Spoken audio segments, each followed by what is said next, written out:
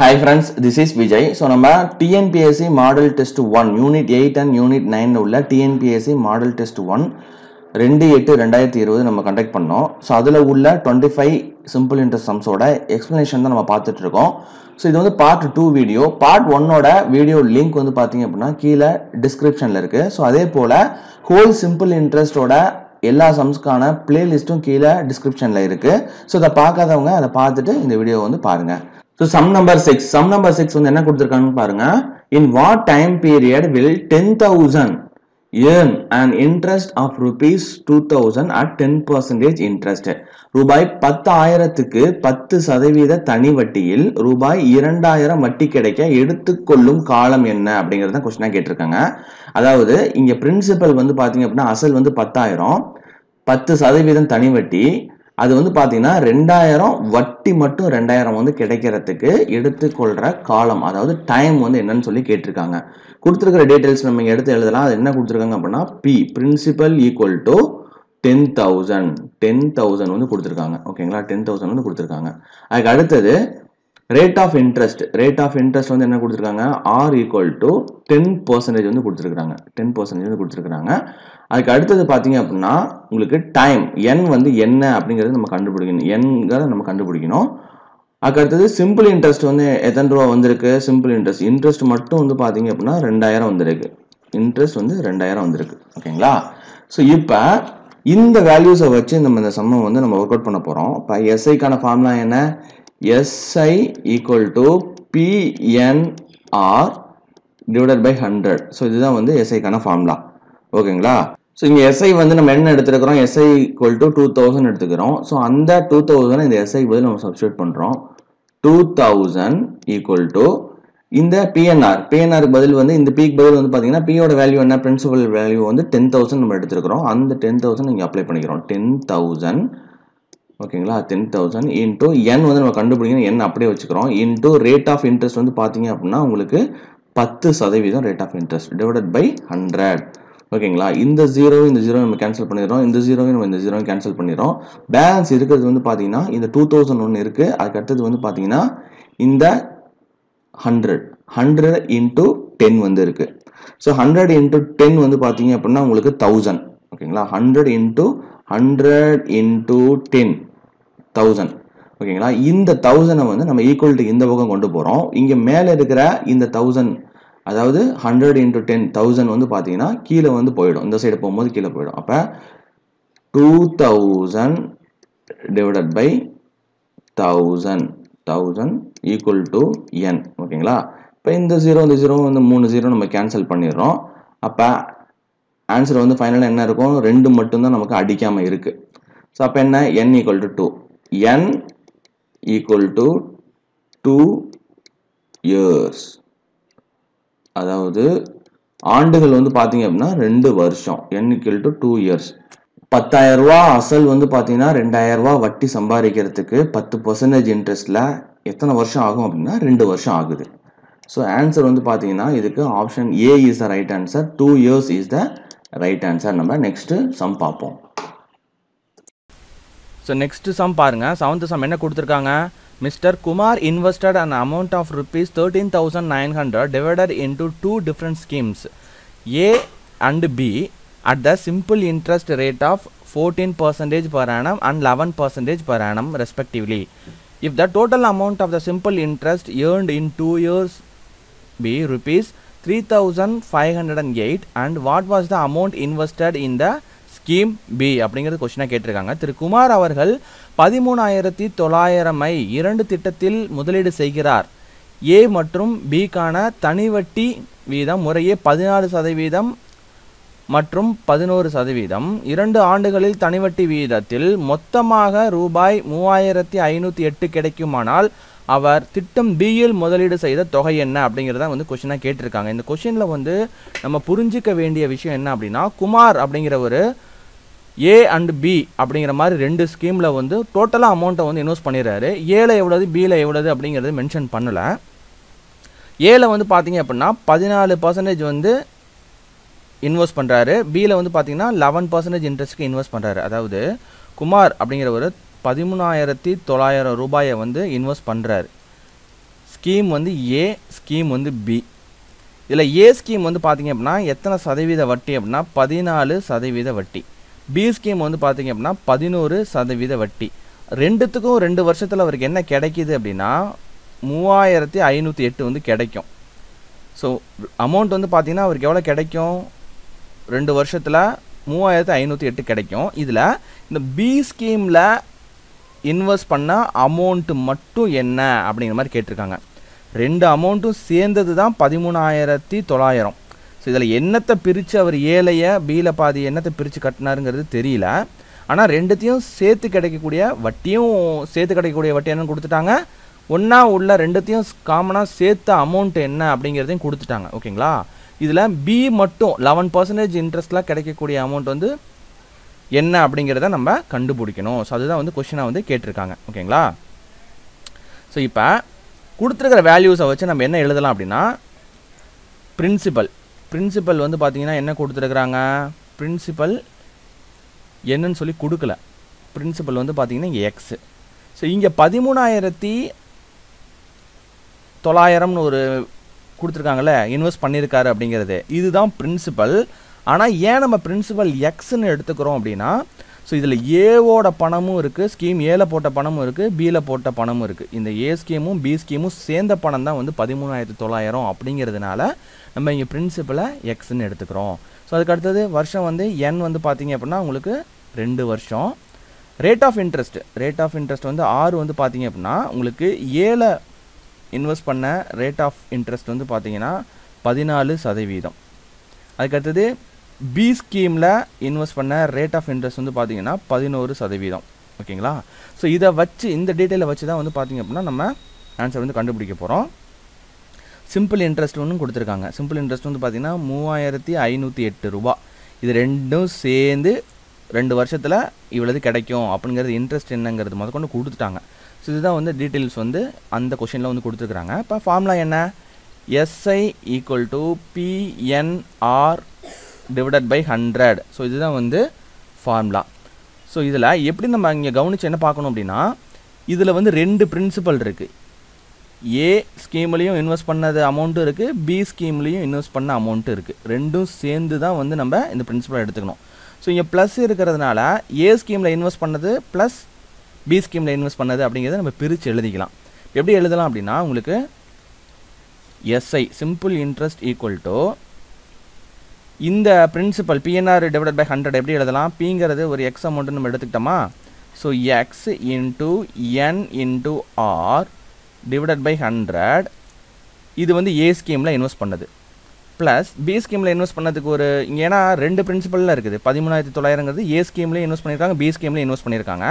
அது ரெண்டையும் சேர்த்து தான் வந்து இந்த பிரின்சிபலை நம்ம எடுத்துருக்கிறோம். ஏ ஸ்கீமில் உள்ளதுக்கு நம்ம X × N × R / 100ன்னு எடுத்துக்கிட்டோம்.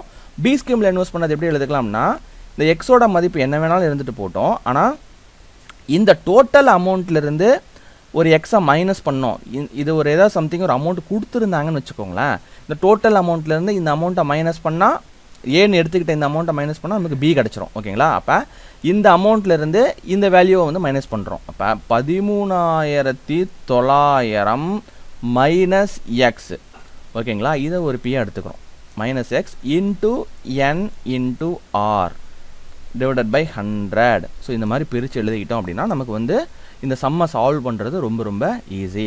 ஸோ இதை கொடுத்துருக்கிற வேல்யூஸை வந்து இந்த ஃபார்மில் நம்ம அப்ளை பண்ணும்போது சிம்பிள் இன்ட்ரெஸ்ட் என்ன கொடுத்துருக்காங்க, 3508 வந்து கொடுத்துருக்குறாங்க.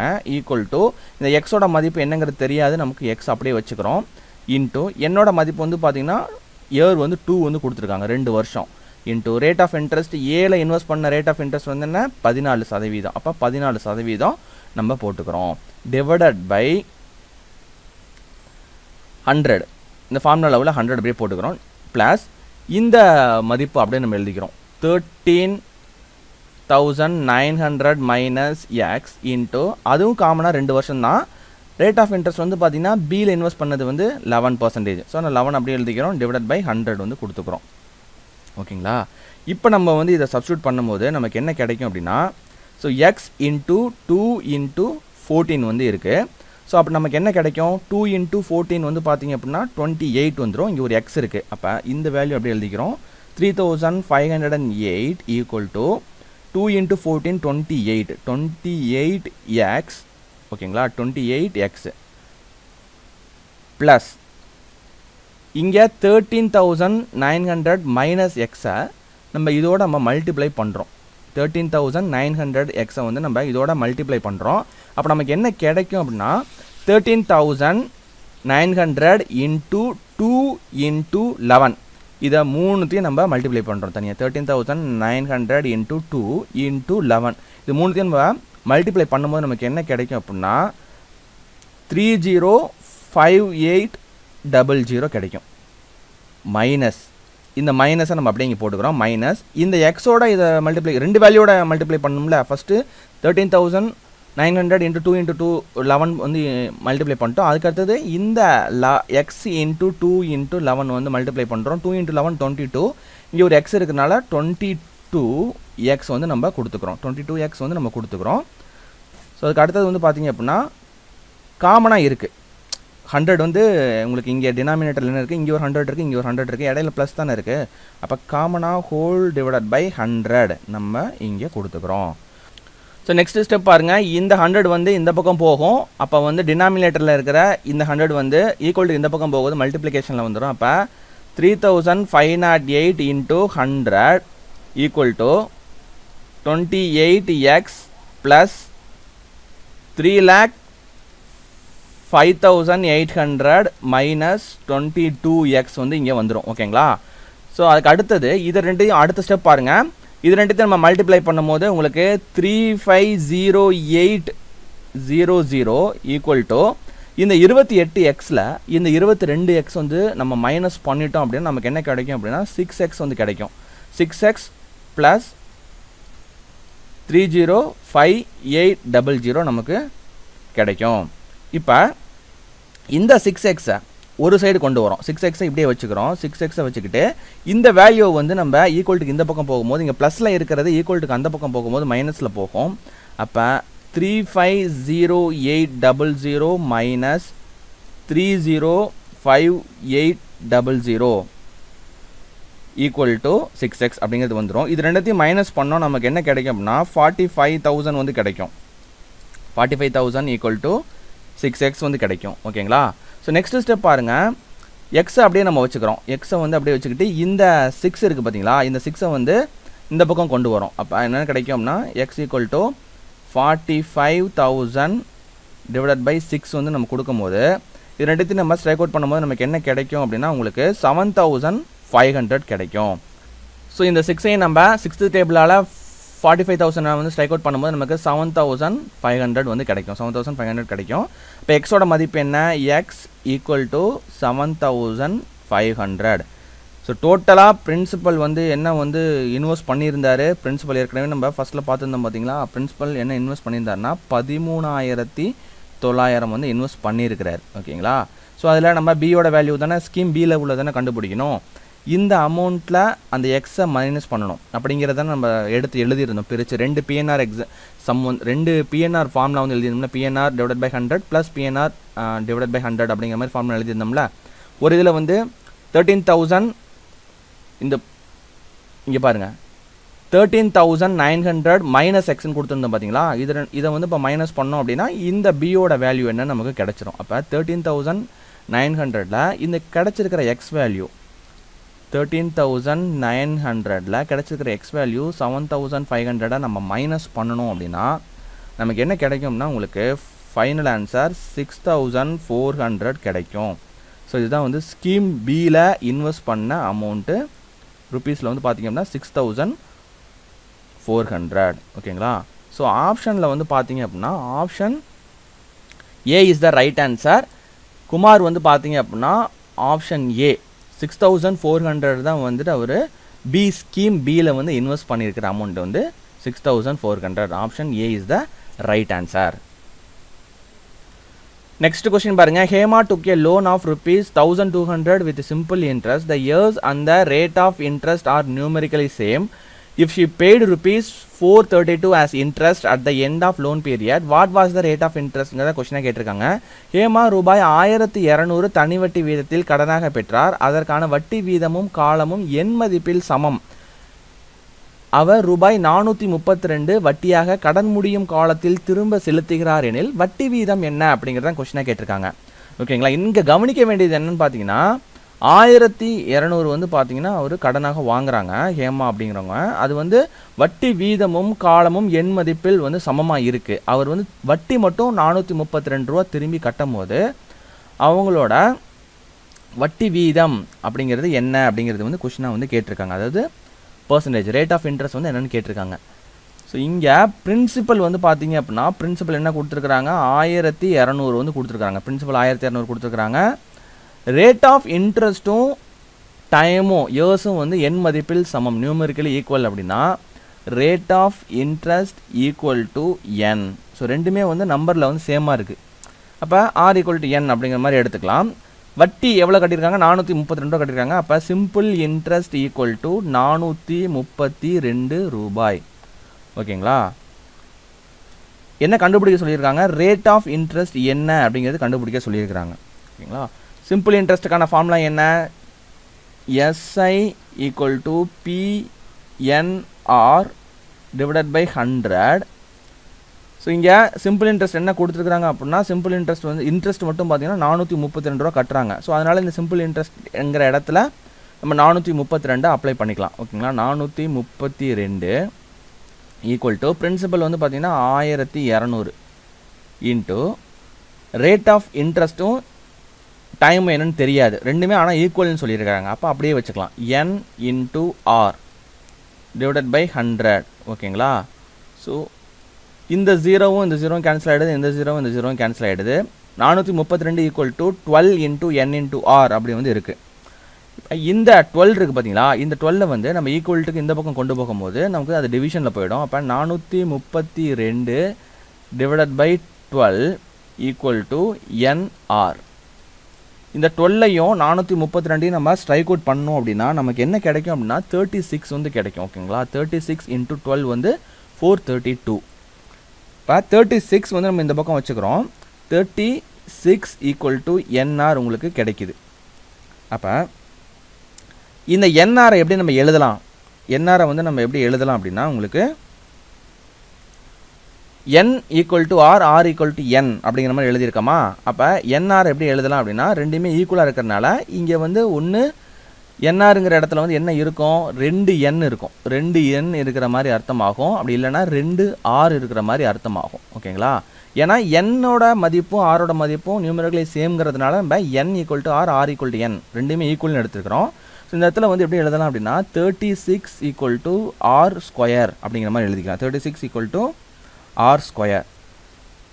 இந்த ஸ்கொயரை வந்து நம்ம ரிமூவ் பண்ணணும் அப்படின்னா ரெண்டு சைடும் வந்து நம்ம ரூட் வந்து கொடுத்தாகணும். ஓகேங்களா? ஸ்கொயரை வந்து ரிமூவ் பண்ணால் நம்ம ரூட் வந்து கொடுத்தாகணும். ஸ்கொயரை ரிமூவ் பண்ணுறதுக்காக நம்ம என்ன பண்ணலாம் அப்படின்னா 36 வந்து ரூட் கொடுத்துடலாம். 36 ஈக்குவல் டு ஆர். ரூட் 36 அப்படிங்கிறது வந்து என்ன ஆகும் அப்படின்னா உங்களுக்கு 6 வந்து வந்துடும் ஈக்குவல் டு ஆர். 36க்கு வந்து நம்ம ரூட் எடுத்தோம்னா 6 தான் வரும். அப்போ 6 equal to R. Rate of interest அப்படிங்கிறது வந்து பார்த்தீங்கன்னா ஆர் ஈக்குவல் டு 6%. ஓகேங்களா? ஆர் ஈக்குவல் டு 6% அப்படிங்கிறது தான் உங்களுக்கு ஆன்சராக வரும். அப்போ இந்த கொஷினுக்கான ஆன்சர் வந்து பார்த்தீங்கன்னா option B is the right answer.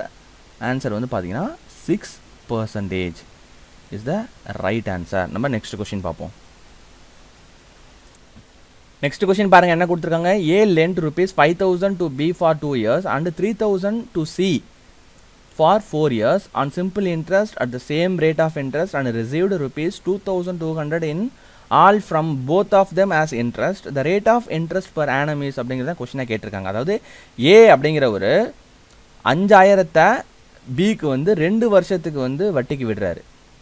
அப்புறம் 3,000 Cக்கு வந்து பார்த்தீங்க அப்படின்னா 4 வருஷத்துக்கு வந்து வட்டிக்கு விடுறாரு. ரெண்டு வட்டி வீதமும் சிம்பிள் இன்ட்ரெஸ்ட் வந்து பார்த்தீங்கன்னா ஒரே வட்டி வீதமாக இருக்குது.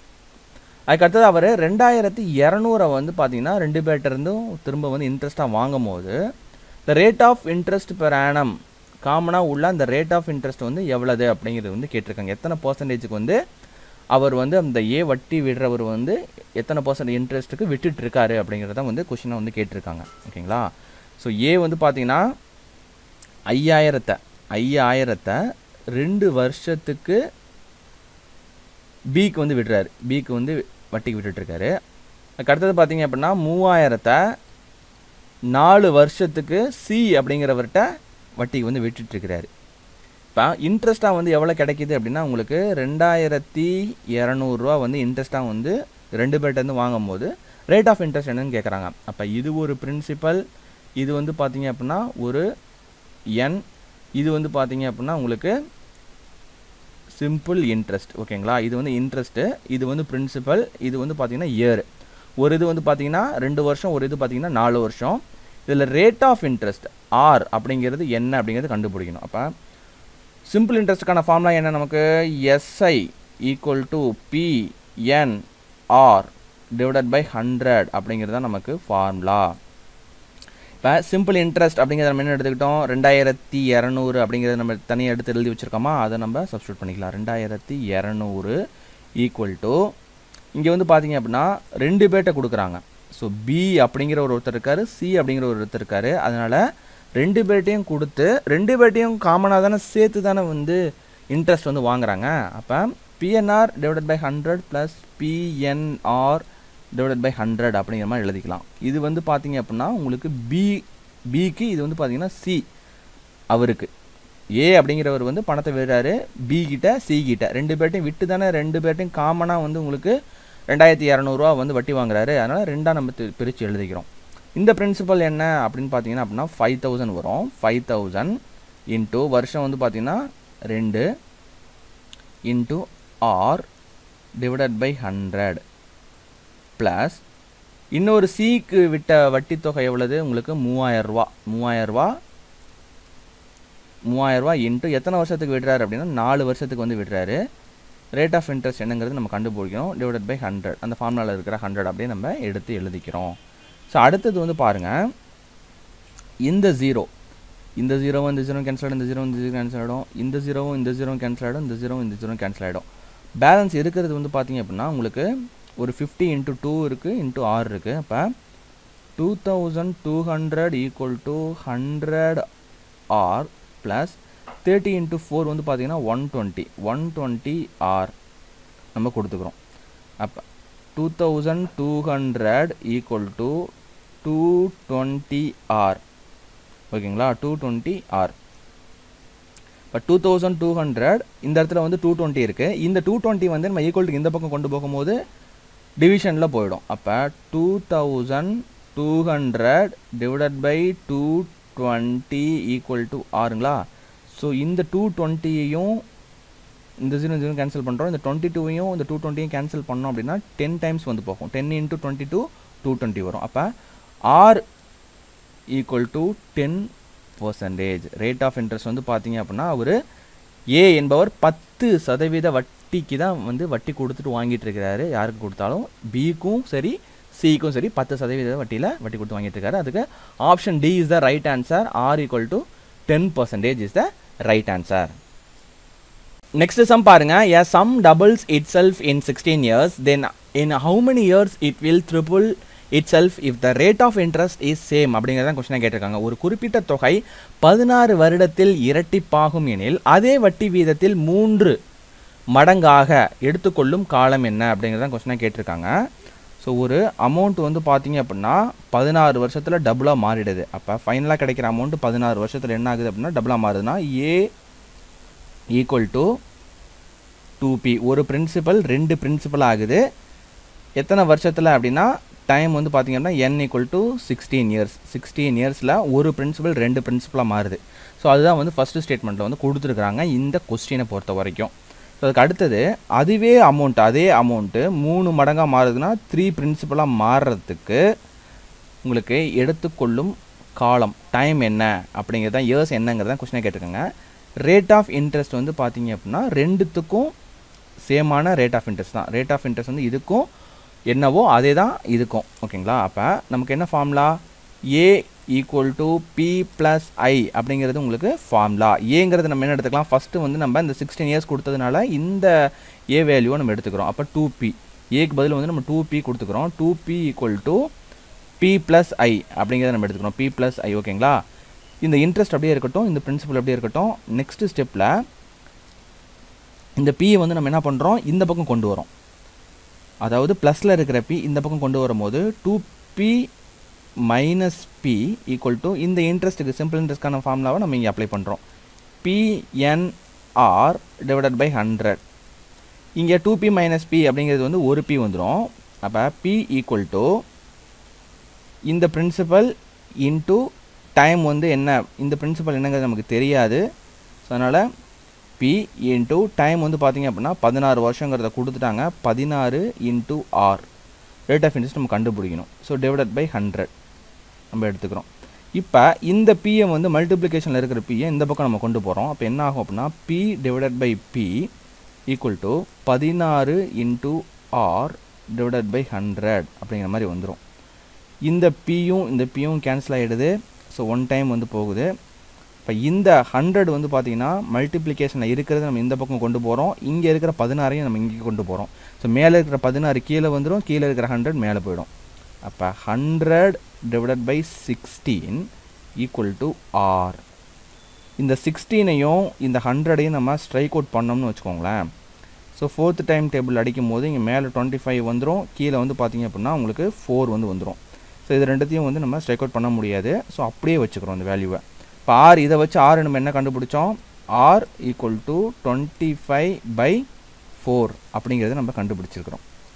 இப்போ ரேட் ஆஃப் இன்ட்ரெஸ்ட் வந்து 16 வருஷத்துக்கும் 2 மடங்கு ஆகிறதுக்கும் ரேட் ஆஃப் இன்ட்ரெஸ்ட் ஒன்று தான், 3 மடங்கு ஆகிறதுக்கும் உங்களுக்கு ரேட் ஆஃப் இன்ட்ரெஸ்ட் ஒன்று தான். அப்போ ரெண்டுத்துக்குமான ரேட் ஆஃப் இன்ட்ரெஸ்ட் அப்படிங்கிறது இந்த rate of interest R equal to 25/4% அப்படிங்கிறது வந்து ரேட் ஆஃப் இன்ட்ரெஸ்ட்.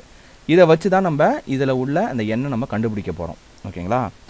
அடுத்தது இதில் நம்ம இந்த வேல்யூ அப்ளை பண்ணுறோம். A equal to 3p. A equal to 3p அப்படி எப்படி எழுதலாம் அப்படின்னா, அமௌண்ட் அப்படிங்கிறது வந்து பார்த்திங்க அப்படின்னா ஈக்குவல் டு 3p அப்படிங்கிறத இங்கே எடுத்துக்கிட்டு ஏ ஈக்குவல் டு பி ப்ளஸ் ஐ அப்படிங்கிற ஃபார்முலாவில் வந்து அப்ளை பண்ணும்போது ஏக்கு பதில் வந்து இந்த 3pயை கொடுக்குறோம். 3p equal to P plus I அதை நம்ம அப்ளை பண்ணிடுறோம். ஸோ என்ன வந்துடும் அப்படின்னா 3p ஈக்குவல் டு இந்த p அப்படியே வந்துடும். இன்ட்ரெஸ்ட்டுக்கு வந்து PNR டிவைடட் பை 100. இப்போ அடுத்தது பாருங்கள், இந்த p வந்து நம்ம இந்த பக்கம் கொண்டு போகிறோம்.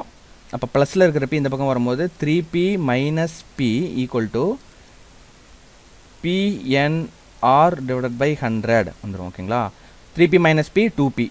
2p equal to PNR divided by 100. So அதுக்கு அடுத்தது வந்து பாருங்கள்,